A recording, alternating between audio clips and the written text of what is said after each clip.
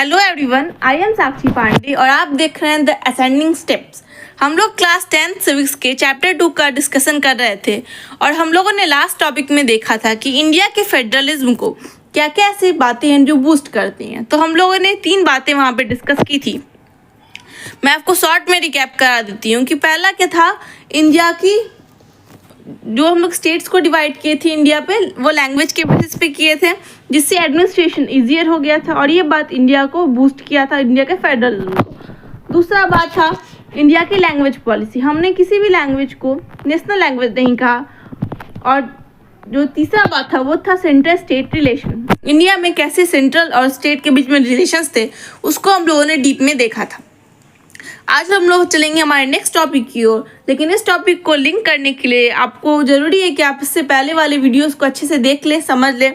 मैं उनका link description box में दे दूंगी, तो आप प्लीज़ उनको जाके चेकआउट कर लीजिए। तो बिना टाइम वेस्ट किए हुए हम चलते हैं हमारे नेक्स्ट टॉपिक की ओर, जो है डिसेंट्रलाइजेशन इन इंडिया। देखिए, जब हम लोग कहते हैं कि कोई भी चीज़ सेंट्रलाइज्ड हो गई, तो इसका मतलब होता है कि हम लोगों ने पावर को एक जगह इकट्ठा कर लिया। वह उसी का अपोजिट वर्ड है डिसेंट्रलाइज, मतलब कि पावर को बिखेर देना। ठीक है, एक पावर है एक जगह, उसको हम लोग नीचे से नीचे लेवल पर पहुंचाने की कोशिश करते हैं, उसी को कहते हैं डिसेंट्रलाइजेशन। ठीक है, तो हम लोग इस टॉपिक को स्टार्ट करते हैं। We noted above that federal governments have 2 or more tiers of government. हम लोगों ने देखा था कि फेडरल गवर्नमेंट में 2 या 2 से अधिक टायर्स होते हैं गवर्नमेंट के। We have so far discussed the 2 tiers of government in our country. हम लोगों ने अब तक के जितने भी लेक्चर्स हैं उसमें अच्छे से ये डिटेल में डिस्कस कर लिया था हमारे दोनों टायर्स ऑफ गवर्नमेंट के बारे में, यानी कि जो सेंट्रल लेवल पर गवर्नमेंट है उसके बारे में और जो स्टेट लेवल पर गवर्नमेंट है उसके बारे में।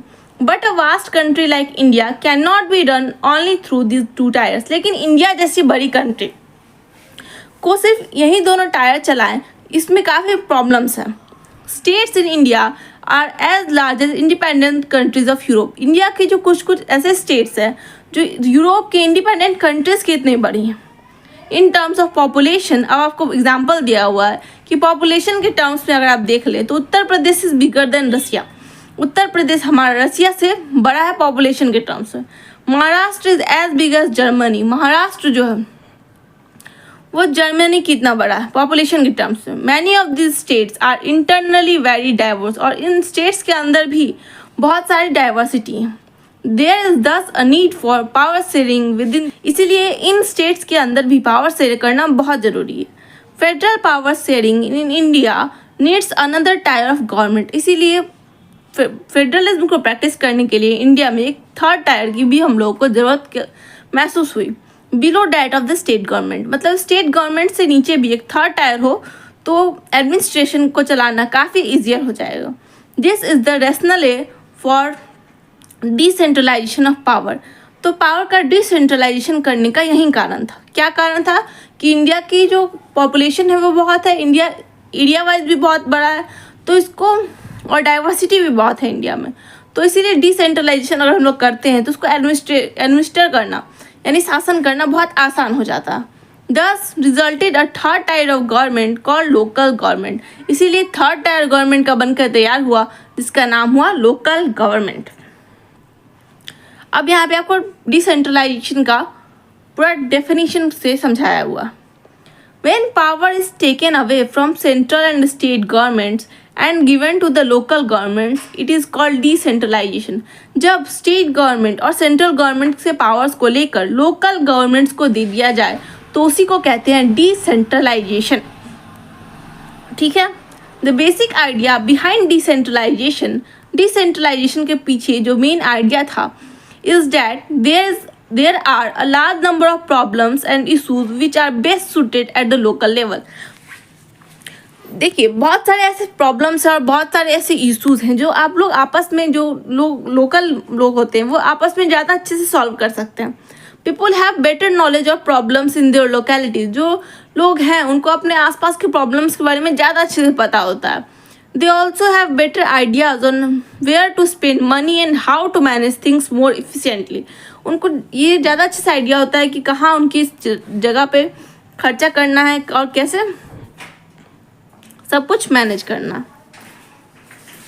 Besides, at the local level, it is possible for the people to directly participate in decision making. और लोकल लेवल पर लोगों के लिए पॉसिबल भी हो पाता है कि वो डायरेक्ट पार्टिसिपेशन करें हमारी डेमोक्रेसी में, डिसीजन मेकिंग, निर्णय लेने में. This helps to inculcate a habit of democratic participation. इससे क्या होता है कि डेमोक्रेसी में पार्टिसिपेट करने की लोग एक हैबिट पड़ जाती है, लोगों की आदत में शामिल हो जाता है. Local government is the best way to realise one important principle of democracy, namely local self government. तो लोकल सेल्फ गवर्नमेंट का जो प्रिंसिपल है उसको पूरा करने में लोकल गवर्नमेंट बहुत हेल्प करती है. ठीक है, आगे चले. The need for decentralisation was recognise in our constitution. जो डिसेंट्रलाइजेशन का जो ज़रूरत है वो हमारे कॉन्स्टिट्यूशन में उसको माना गया है कि डिसेंट्रलाइजेशन की जरूरत को रिकॉग्नाइज किया गया. Since then there have been several attempts to decentralise power to the level of villages and towns. तो उस समय से हमारे यहाँ पे पावर का डिसेंट्रलाइजेशन को करने का कोशिश बहुत बार किया गया है, चाहे वो विलेजेस में हो, टाउन्स में हो. तो बहुत बार पावर को नीचे से नीचे लेवल तक पहुँचाने की कोशिश की गई है. Panchayat in villages and municipalities in urban areas were set up in all the states. इस कोशिश में क्या किया गया कि हर एक विलेज में पंचायत को बना दिया गया. ठीक है, हर एक गांव में पंचायत बना दिया गया और हर एक अर्बन एरिया, शहरी क्षेत्र जो था वहाँ पे म्यूनसिपालिटीज को बना दिया गया. ठीक है, but this were directly under the control of the state governments. बना तो दिया गया लेकिन ये जो पंचायत थे और जो म्यूनसिपैलिटीज़ थी वो स्टेट गवर्नमेंट्स के कंट्रोल में ही रखा गया. Elections to this local governments were not held regularly. इन जो लोकल गवर्नमेंट्स थी यानी पंचायत वगैरह के जो इलेक्शंस होते थे वो रेगुलरली नहीं कराए जाते थे स्टेट के द्वारा. Local governments did not have any power और resources of their own. Local governments के पास उनके खुद की कोई भी पावर नहीं होती थी और ना ही उनके पास रेवेन्यू होता था, ना ही उनके पास रिसोर्सेज होते थे ताकि वो काम कर सकें. Thus there was very little decentralisation effective terms. यानी कि डिसेंट्रलाइजेशन हमारे कॉन्स्टिट्यूशन के हिसाब से तो हुआ था, लेकिन रियल लाइफ के स्फीयर पे देखें हम लोग तो रियल लाइफ में डिसेंट्रलाइजेशन कहाँ हुआ था. डिसेंट्रलाइजेशन सिर्फ किताबों में होकर रह गया था, सिर्फ कॉन्स्टिट्यूशन के पन्नों पर होकर रह गया था. बट रियल लाइफ में जो पंचायत से, जो विलेजेस में या फिर जो अर्बन एरियाज में म्यूनसिपैलिटीज थी उनके तो इलेक्शंस ही नहीं होते थे. ना इलेक्शंस होते थे, ना उनके पास कोई रेवेन्यू था. ठीक है, तो ना रेवेन्यू, ना पावर, ना रिसोर्सेज, तो फिर कोई काम कैसे करेगा या फिर डिसेंट्रलाइजेशन रियल टर्म्स में होगा कैसे. तो रियल सेंस में डिसेंट्रलाइजेशन नहीं हुआ था. A major step towards decentralisation was taken in 1992. तो आपको ईयर ये रट्टा मार लेना है कि 1992 में, एकदम ध्यान रखना है कि 1992 में सच में डिसेंट्रलाइजेशन हुआ. ठीक है, कैसे हुआ. The constitution was amended. तो क्या किया गया, कॉन्स्टिट्यूशन में थोड़ा चेंज किया गया to make the third tier of democracy more powerful and effective.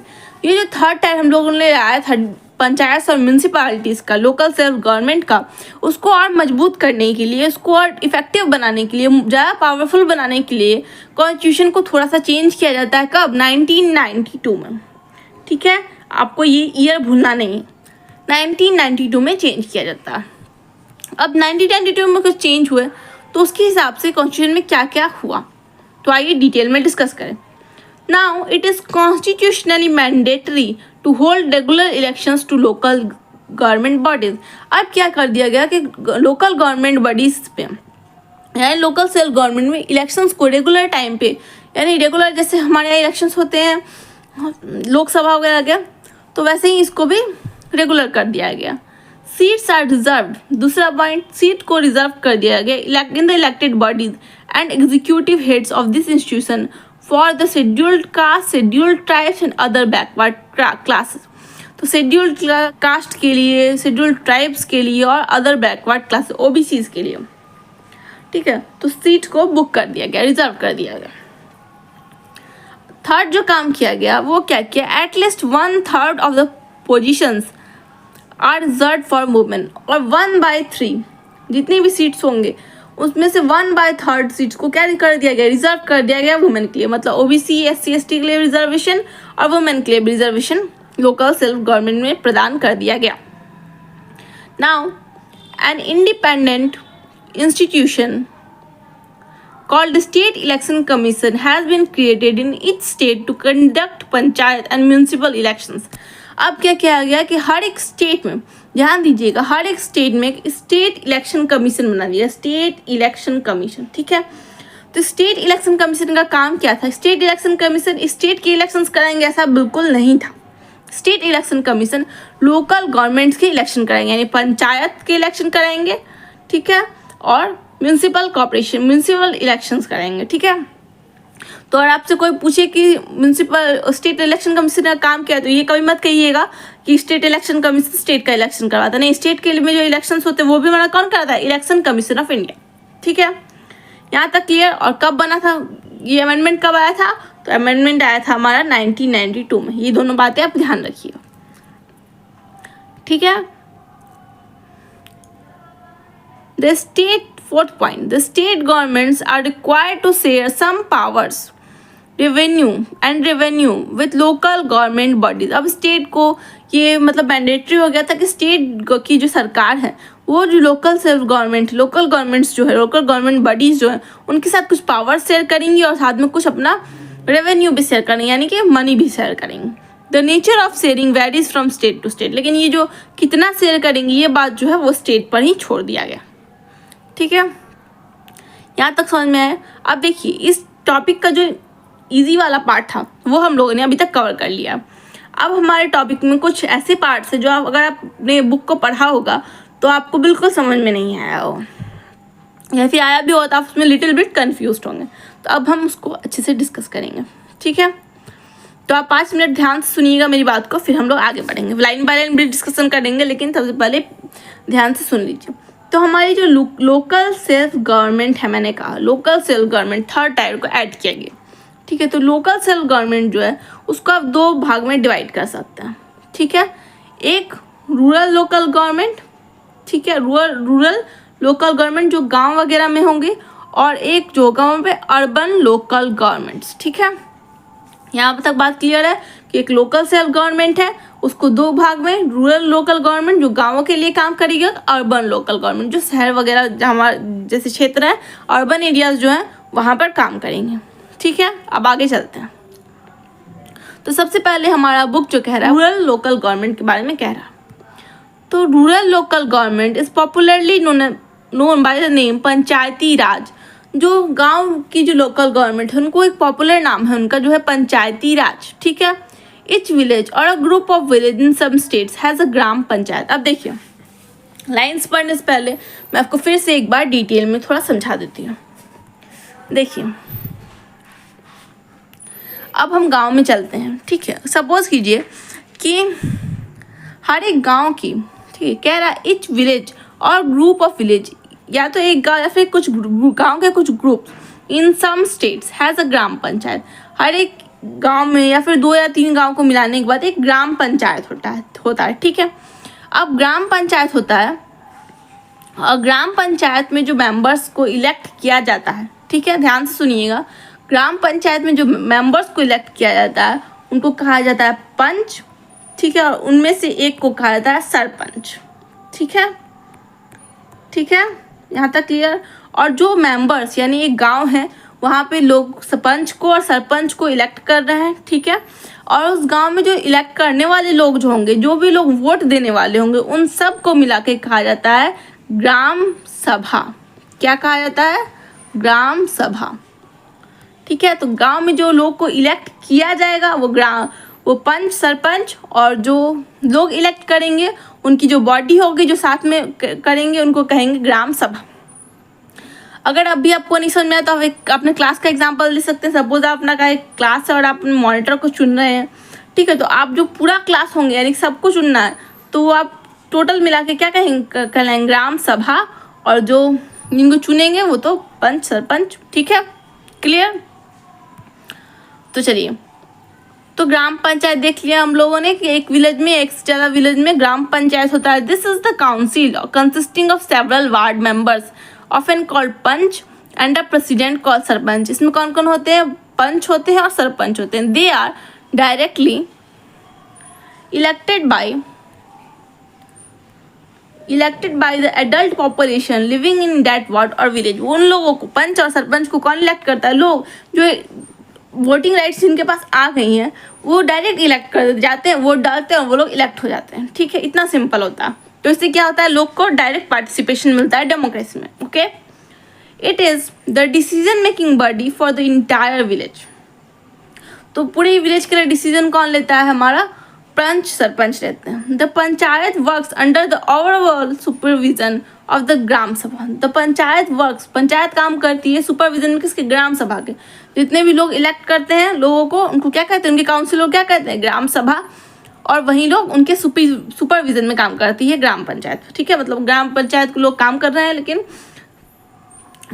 किसके अंडर काम कर, एक तरह से कौन देखता है उनके काम को कि मतलब काम सही चल रहा है नहीं चल रहा है, ये सब कौन देखता है? ग्राम सभा। ठीक है, all the voters in the village are its member. जितने भी वोटर्स होते हैं वो उसके मेंबर्स होते हैं। एक गांव में जितने वोटर्स हैं उनके मेंबर हैं।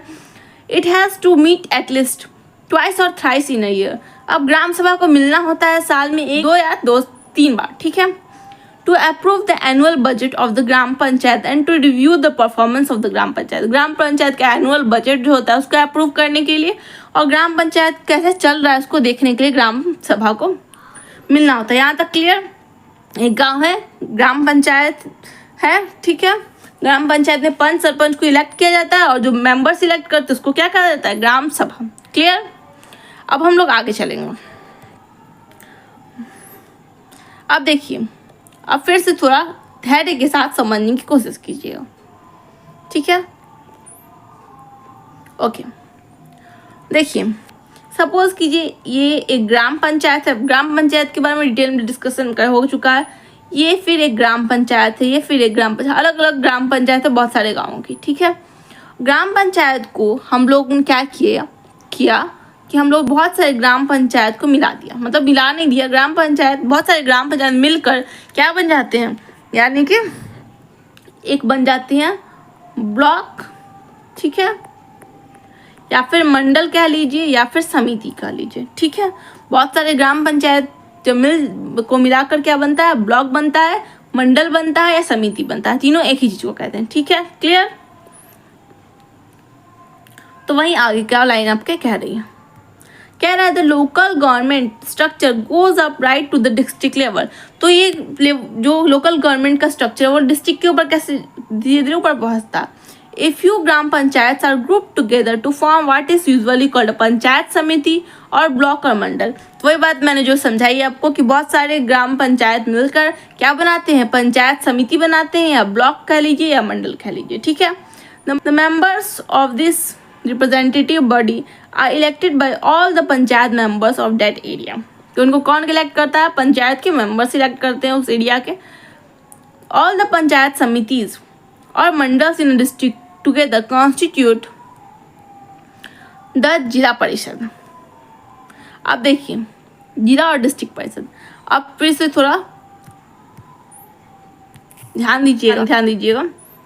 देखिए, ये एक हो गया ब्लॉक, ये एक हो गया ग्राम पंचायत, ये हो गया ग्राम पंचायत, ये हो गया ग्राम पंचायत। ठीक है, फिर इनको मिला दिया हम लोगों ने और ये हमारा बन गया अब एक ब्लॉक या फिर मंडल या फिर समिति। ठीक है, वैसा ही सपोज एक और ब्लॉक है। ठीक है, वैसा ही सपोज एक और ब्लॉक है। ब्लॉक तो बहुत सारे होंगे और उनके अंदर ग्राम पंचायत भी बहुत सारे होगा। सपोज कीजिए ये ग्राम पंचायत, ये ग्राम पंचायत, ये ग्राम पंचायत, ग्राम पंचायत, ग्राम पंचायत, ग्राम पंचायत, ग्राम पंचायत। ठीक है, और जब इन सब ब्लॉक को भी मिला लिया जाए, ठीक है, इन सब ब्लॉक को मिला लिया जाए एक साथ, तो बन जाता है हमारा जिला परिषद। ठीक है, या फिर ये डिस्ट्रिक्ट लेवल का होता है। ठीक है, ये जिला परिषद। ठीक है, समझ में आया? तो पहले हम लोगों ने देखा ग्राम पंचायत के बारे में क्या होता है। तो कुछ इनमें लोग इलेक्ट करते हैं, पंच को, सरपंच को, और जो लोग इलेक्ट करते हैं उनकी काउंसिल को क्या कहते हैं? उनकी काउंसिल को कहते हैं, मतलब टीम को क्या कहते हैं? उनको कहते हैं, लोग का जो ग्रुप होता है उसको कहते हैं ग्राम सभा। ठीक है, बहुत सारे ग्राम पंचायत मिल जाते हैं तो वो बच जाते हैं हमारे ब्लॉक, मंडल या समिति। पंचायत ब्लॉक, पंचायत मंडल, पंचायत समिति। ठीक है, और जो बहुत सारे ब्लॉक होंगे तो ऐसे बहुत सारे ब्लॉक मिलकर क्या बना लेते हैं? हमारा जिला परिषद। ठीक है, ओके, ठीक है, क्लियर? आगे बढ़े? Okay.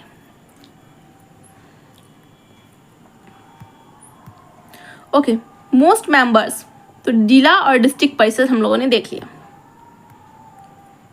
Now most members of the जिला परिषद इलेक्टेड, ज़्यादातर मेंबर्स जो होते हैं जिला परिषद के वो इलेक्टेड होते हैं, ठीक है, उनका चुनाव हुआ होता है। Members of the Lok Sabha and MLAs of that state of that district some other officials of the district level bodies are also its members। तो इसके मेंबर कौन कौन होते हैं, जिला परिषद के मेंबर कौन कौन होते हैं? पहला तो लोकसभा के मेंबर और दूसरा MLAs, उस डिस्ट्रिक्ट के जो MLA होंगे वो, लोकसभा के जो मेंबर होंगे वो, और कुछ अदर ऑफिशियल्स जो कि दूसरे डिस्ट्रिक्ट के होंगे वो जिला परिषद के मेंबर्स होते हैं, ठीक है। नाउ जिला परिषद chairperson is the political head of the जिला परिषद। जिला परिषद का हेड कौन होता है? जिला परिषद का चेयरपर्सन, ठीक है, क्लियर। नाउ अब थोड़ा इजी वाला पार्ट। अब हम लोगों ने डिस्कस किया था लोकल सेल्फ गवर्नमेंट, मैंने थोड़ी देर पहले बताया था उसका 2 पार्ट, ठीक है, 2 पार्ट बताया था, रूरल लोकल गवर्नमेंट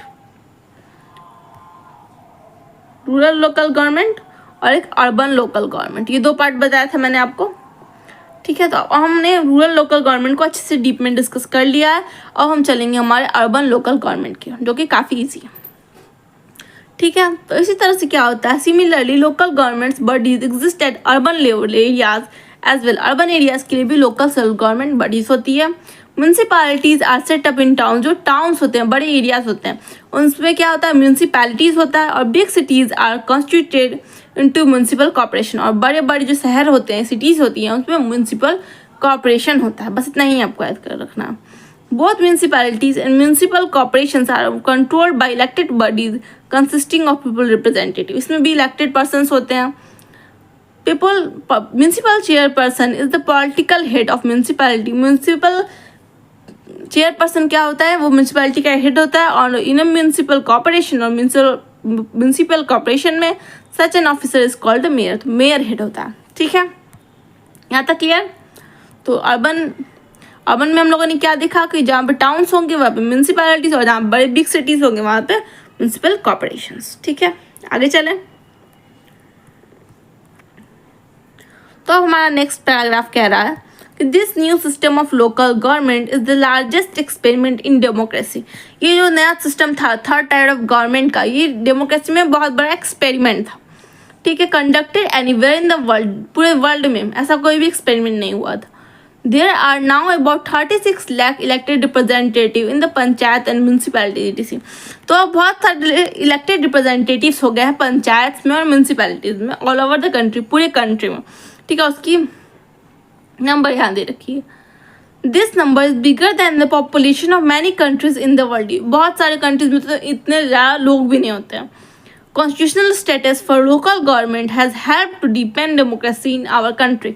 तो हमारी कंट्री में जो डेमोक्रेसी है उसको और डिपेंड करने के लिए, मजबूत करने के लिए ये जो थर्ड टायर लाया गया वो बहुत ज़्यादा हेल्प किया। It also increased women's representation and voice in our democracy. जो 1/3 रिजर्वेशन मिला हमारे कॉन्स्टिट्यूशन में थर्ड टायर गवर्नमेंट, उससे वुमेन का भी स्थिति काफ़ी सुधरा, वुमेन का रिप्रेजेंटेशन अच्छा हुआ और वुमेन की आवाज़ और मजबूत हुई, ठीक है। At the same time there are many difficulties, लेकिन कुछ प्रॉब्लम्स भी हैं।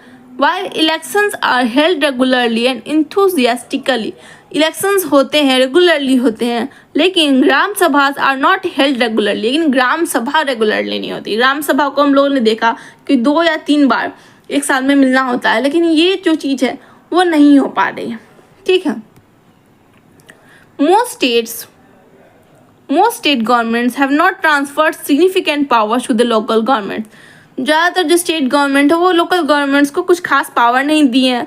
Nor have they given adequate resources, और ना ही उन्होंने ज़्यादा रिसोर्सेज दिया स्टेट गवर्नमेंट्स ने लोकल गवर्नमेंट्स को। We are thus still long way from realising the ideal of self government. तो असल में ये सेल्फ गवर्नमेंट को लाना ये अभी भी थोड़ा सा दूर है, ठीक है। तो आई होप आपको ये वीडियो अच्छे से समझ में आया होगा। आप मुझे कमेंट करके बताइए कि इस वीडियो में कौन सा पार्ट आपको अच्छा लगा और कौन सा पार्ट डिफ़िकल्ट लगा। अगर आपको वीडियो अच्छा लगा हो तो please like, share and subscribe ना भूलें। मेरे आगे के वीडियोस के लिए इंतज़ार करें। तब तक के लिए धन्यवाद।